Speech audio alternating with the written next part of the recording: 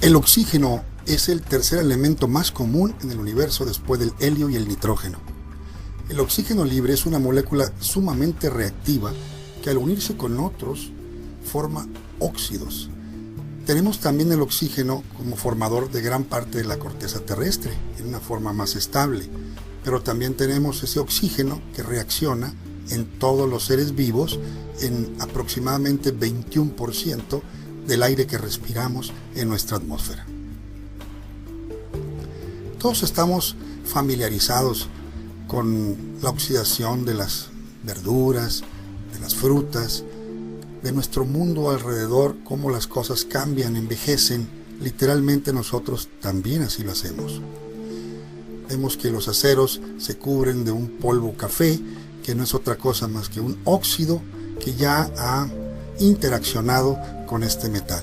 De tal manera que nosotros vivimos pues en un mar de oxígeno que es muy agresivo y que por el cual nosotros hemos desarrollado también defensas o adaptaciones.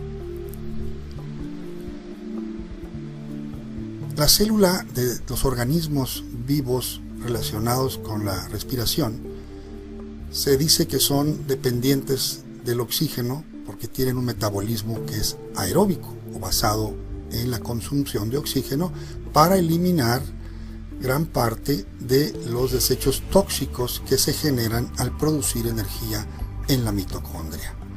Es en la mitocondria donde se genera la energía y donde el oxígeno juega un papel importantísimo en la limpieza de la chatarra metabólica que ahí se genera. Estos son los organelos a los que me refiero y que están dentro de la membrana, el citoplasma, dentro de la célula, y es comparativamente como si fuesen los motores que producen energía a base de combustible. El combustible es la glucosa. Y hacemos un viaje virtual, pasamos por el núcleo de la célula y llegamos a la mitocondria, que se encuentra como un motor encendido, vibrando, produciendo energía, produciendo moléculas de alta energía que el cuerpo va a utilizar después para formar nuevos compuestos, por ejemplo proteínas, enzimas, etc. Todo inicia en la mitocondria. La mitocondria es, como decía hace rato, la planta que genera las moléculas cargadas de energía que el cuerpo necesita para producir el fenómeno de la vida. Aquí también se generan moléculas de desecho que hay que eliminar, pues de otra manera dañan el genoma de las células, y no nomás el de ellas, sino el de otras células vecinas también, en caso de no haber sido neutralizados o eliminados. Cuando la mitocondria produce la energía a partir del proceso de utilización del combustible, de la glucosa, que es un azúcar en su forma más simple, como si fuese un motor encendido, también produce humo o basura metabólica. Vean ustedes cómo uno de los electrones estuvo aquí y se adhirió al genoma y empieza el genoma a lastimarse. En ocasiones la célula se autorrepara, pero en ocasiones la célula, como la vemos aquí, muere. Sin embargo, pues el cuerpo ha desarrollado también sus protecciones. La respiración no es un proceso exclusivo de los pulmones. La verdadera respiración se lleva a cabo dentro de la célula misma, exactamente en la mitocondria, la planta productora de energía de cada célula. Aquí el oxígeno se une con los carbonos y los electrones de hidrógeno, formando agua y dióxido de carbono. Todos sabemos que nosotros respiramos el oxígeno y expiramos o exhalamos un dióxido de carbono, que esto es que ha recogido el oxígeno, se ha unido con el carbono y nos ha ayudado a eliminarlo para que no se nos acumule dentro de las células. Entonces, pues diagramáticamente vemos aquí cómo el oxígeno llega en forma de un recolector de basura. Esas moléculas se unen y terminamos formando agua y dióxido de carbono como parte de este metabolismo de la excreción de los productos que han sido ya no utilizados y que no corresponden que se encuentren ahí mismo. vamos a definir lo que es el radical libre, del que hablaremos, ya hemos hablado también en esta plática, como un átomo o molécula, o bien una parte de esta que se encuentre con un electrón que no tiene par, que no tiene a otro como él un balance en una órbita. Si nosotros comparamos al planeta Tierra o el sistema solar, veremos que el núcleo que se encontraría aquí sería el Sol, y orbitando estarían la Tierra y otros planetas. En este caso, esto es una situación meramente comparativa, pero vemos aquí que este átomo se encuentra con un par de electrones bien estable. Si juntamos a otro átomo y los unimos, formaremos una molécula. Si esta molécula se encuentra establemente unida, va a ser muy difícil que reaccione con las otras moléculas alrededor. Pero sin embargo, existen moléculas que no están tan bien unidas unas y otras. Y por otra parte, existen también moléculas o átomos que tienen a sus electrones impares y están buscando completar su número, por lo que esto se le llama una reacción o un radical libre que está buscando reaccionar y recuperar un electrón. Pero ¿qué pasa cuando alguien le quita algo a otra persona? Que esta otra persona se queda sin esa parte, y esta otra persona buscará entonces reaccionar con otra y recuperar lo que perdió. Y entonces, ¿qué sucede? Entonces el radical libre se convierte en aquella molécula que ha perdido ese electrón y buscará a la vez completar sus electrones por medio de robarle a otra molécula ese electrón, y así sucesivamente. Esto es una cadena de formación de especies reactivas de oxígeno.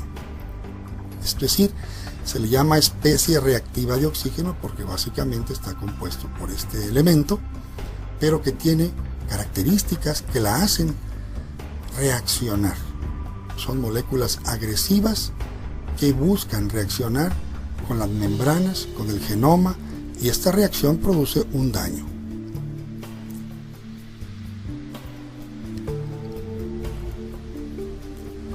De cuando en cuando, alguno de los electrones impares, resultado del proceso de la energía, se escapa del sistema de recolección y anda vagabundeando por ahí dañando las células vecinas.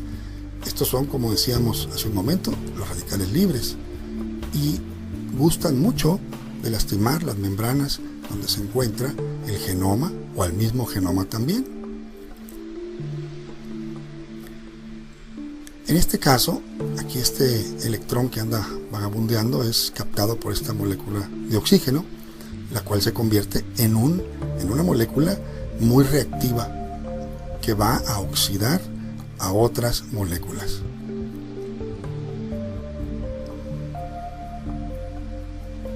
Si pensamos que una persona de aproximadamente 70 kilogramos se compone de 60 trillones de células, y estas a su vez tienen un cálculo aproximado de 7 billones de billones de átomos, pues nos daremos una idea del universo tan agresivo e interactivo del cual somos nosotros parte.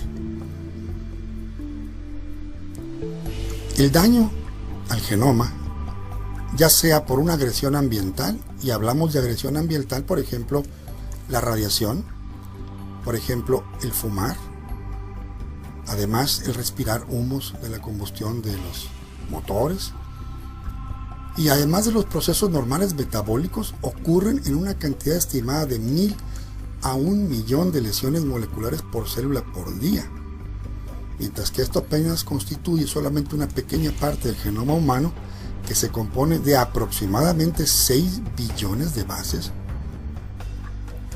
Las lesiones que no pueden ser reparadas en genes muy importantes, como por ejemplo aquellos genes que tienen la capacidad de inhibir los tumores, si están lastimados no pueden hacer su papel.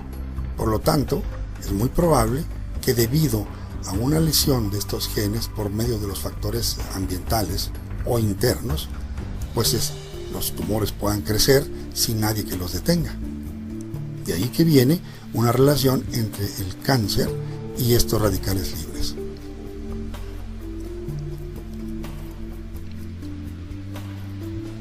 Y este viaje que tenemos aquí, también hacia las células, las vemos literalmente bombardeadas por estos compuestos agresivos. Esto representa los millones y millones de agresiones que en un segundo nosotros tenemos. Imaginemos nosotros que debemos de tener un sistema o un ejército bien apertrechado de municiones para combatirlos. Para evitar en lo posible que un radical libre dañe las células vecinas y asimismo, en esta célula donde fue producido se tiene un sistema de defensas llamados las enzimas que actúan desde dentro de la célula y moderan la anulación de estos compuestos tóxicos. Por ejemplo, aquí estamos viendo una molécula agresiva al genoma, donde lo lastima, pero si no ha sido mucho el daño, el cuerpo lo puede reparar, tiene enzimas de reparación. Sin embargo, si es muy fuerte la agresión, no podremos entonces repararlo. Y por ello está también como parte del sistema de defensa la producción de enzimas como la superóxido dismutasa que forman un escudo literalmente. Entonces las enzimas que se producen en la mitocondria son, entre otras, la superóxido dismutasa, la catalasa y el glutatión. Estas enzimas son expresadas por los genes o programaciones genéticas y son disminuidas conforme envejecemos. Entonces hemos visto cuando nosotros aplicamos agua oxigenada a una herida, cómo se produce una efervescencia. Pues esa efervescencia es porque las catalasas destruyen el agua oxigenada, que es precisamente una especie reactiva de oxígeno muy agresivo, pero que también nuestro cuerpo, como veremos más adelante, lo usa para destruir bacterias. El estrés oxidativo no es otra cosa que un balance. Es el estrés oxidativo la diferencia que existe entre la producción de radicales libres y los sistemas de defensa que lo anulan. Cuanto más radicales libres se encuentran por arriba de nuestra capacidad de control, pues entendemos un estrés oxidativo alto. La inflamación ciertamente está muy ligada a la producción de radicales libres, pero no es la inflamación lo que el consenso del público tiene, que ver una mano hinchada o ver una cabeza hinchada después de un golpe. Eso es solo una de las muchas caras de la inflamación, pero la inflamación comienza a nivel celular y es una cadena de eventos que inicialmente son destinados a reparar de un daño que se ha hecho, un golpe, una enfermedad, pero cuando esto se prolonga por un tiempo muy largo o hay una excesiva producción de un mecanismo de reparación, esta inflamación nos lleva a la producción de mensajeros químicos que provocan cambios en las células que los rodean. Uno de los cambios es el llamado de células de reparación como respuesta a un daño. Es decir, las células llaman a otras células que son los reparadores, sea por haber sido lesionado esa célula en forma de una radiación ionizante o en forma de una persona que está fumando todo el tiempo, y entonces se generan cambios constantes de inflamación. Pero estas células que reparan emiten más llamados y más células acuden, y estas en conjunto producen un alto índice de radicales libres, que normalmente sería de ayuda, pero si se prolonga existe un daño al genoma o a las demás células. Por lo tanto, el estrés oxidativo y la inflamación van de la mano. El estrés oxidativo está íntimamente relacionado con un estado inflamatorio y con algunas enfermedades que tiene como denominador común no solo un alto grado de producción de radicales libres, sino también un sistema deficiente para que su modulación o una baja producción enzimática que podría defenderlos.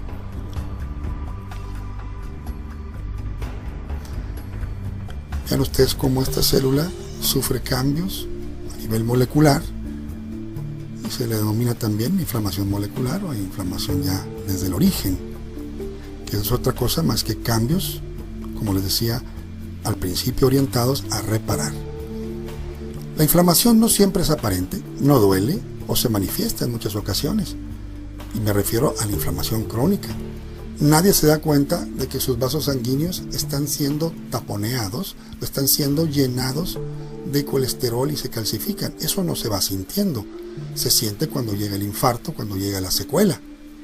Por lo tanto, en los vasos sanguíneos, por ejemplo, al cambiar las cargas eléctricas de la pared interna o del endotelio, permiten que la alteración de ciertas grasas que ya se oxidaron, que reaccionaron con el oxígeno, se vayan gradualmente depositando en la pared y ésta se va disminuyendo en su luz. Y está muy reconocido actualmente ese papel de la inflamación crónica silenciosa, precisamente porque no produce, como muchas veces la hipertensión, ningún signo, ningún síntoma. Pero que sin embargo es un hecho probado que la participación de radicales libres es clave en la formación de ateromas, en la formación de lesiones en la pared endotelial. Y aquí hacemos también otro viaje al interior de un vaso, donde podemos ver que poco a poco ese colesterol en forma de placa logra obstruir, y aquí los glóbulos rojos pues se encuentran totalmente bloqueados. Ya no puede haber circulación. La inflamación crónica también está relacionada con la destrucción del cartílago, como en el caso de la artritis reumatoidea, donde existe un alto estrés oxidativo.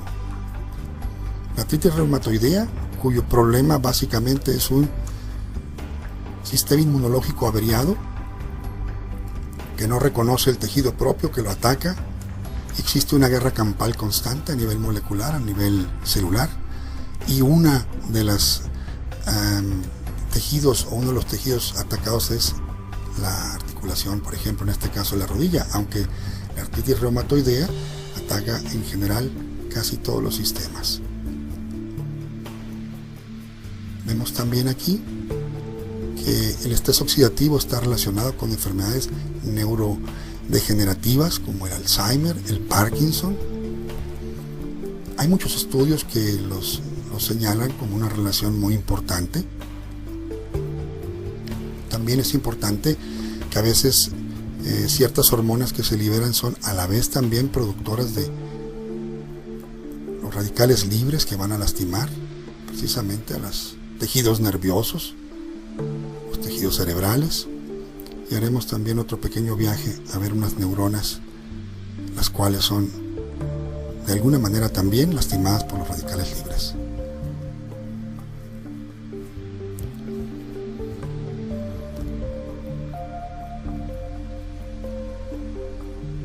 Así pues, tenemos la relación de que los antioxidantes son usados en innumerables industrias como los preservadores de las sustancias. La industria del petróleo, el plástico, los cosméticos, los alimentos y las bebidas, suplementos alimenticios, de farmacéutica, etc. En conjunto, generan una ganancia estimada en 3 billones de dólares al año. Esto según el estudio de mercado de Cerezana en el año 2007. Así pues, donde quiera que volteemos, tenemos las industrias del caucho, tenemos la de los aceites, y todos ellos tratan de preservarse, al igual que nosotros, contra el ambiente corrosivo que produce el oxígeno.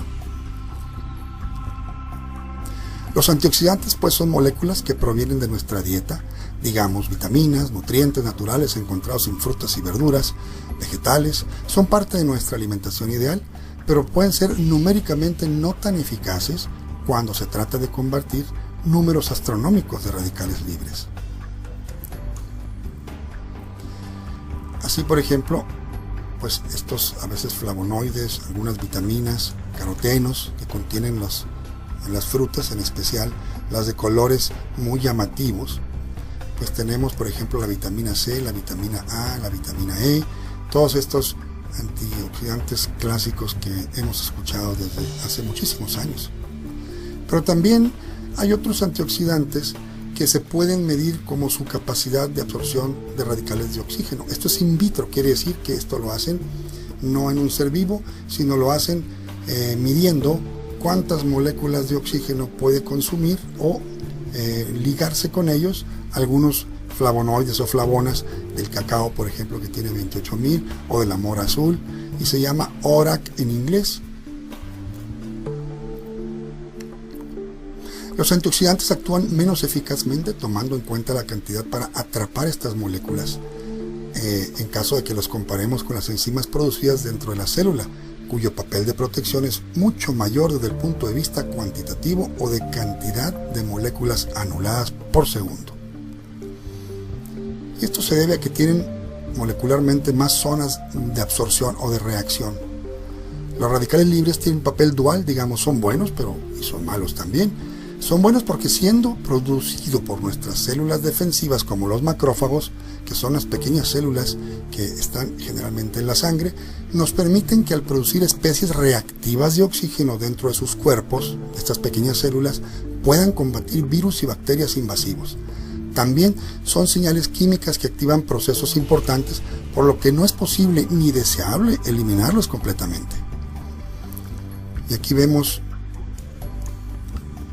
cómo nosotros tenemos que defendernos de estos radicales libres, y debemos de tener, como decía anteriormente, un buen ejército que esté habituallado de estas enzimas y de una buena nutrición. Las células soldado, como decía hace un rato, arrojan una nube de oxidativos llamados explosión respiratoria. Esta es la explosión respiratoria. Lanzamos un cañón o un disparo literalmente de estos compuestos que oxidan a las bacterias, también a los virus, y estos elementos estas células también desafortunadamente dañan a veces a las células sanas. Por lo tanto, en una situación de reparación puede haber lo que llamaríamos el fuego amigo también. Vamos a concluir sobre el estrés oxidativo, que es una expresión metabólica de eventos a nivel celular donde están involucrados los radicales libres. Las enzimas son mucho más efectivas que los antioxidantes tradicionales.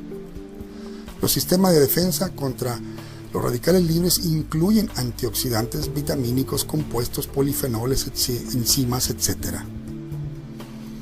El estrés oxidativo es la diferencia entre el sistema de defensa y la producción de radicales libres.